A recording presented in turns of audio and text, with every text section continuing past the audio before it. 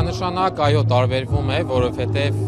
տարբերվում է նաև նախ եւ առաջ այն պատճառով, որ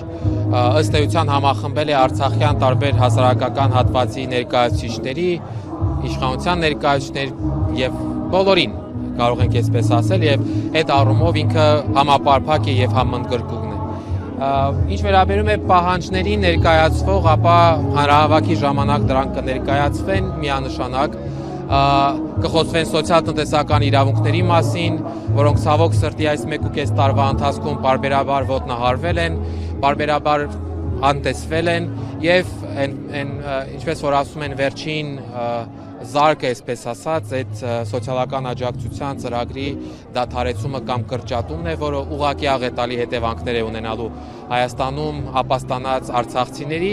համար, մատնելով անօթևանության, չքավորության կամ արտագաղթի։ Եվ ըստ այդմ էլ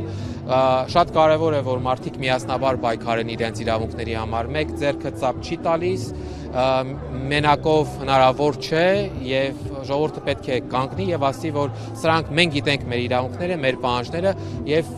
պատրաստ ենք պայքարել մեր իրավունքների եւ պահանջների համար։ Եվ շատ ողջունելի է, որ դրան միացել են նաեւ Հայաստանի Հանրապետության մեր հայրենակիցները, ոչ միայն ողջունելի, այլ եւս մեկ անգամ առիթ է շնորհակալություն, երախտագիտություն հայտնել մեր հայրենակիցներին, որովհետեւ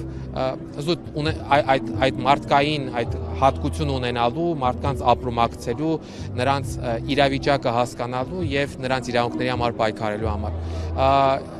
Այո, սա մեր միասնական պայքարն է, որի հիմքում Արցախի ժողովրդի իրավունքներն են, բոլոր իրավունքները։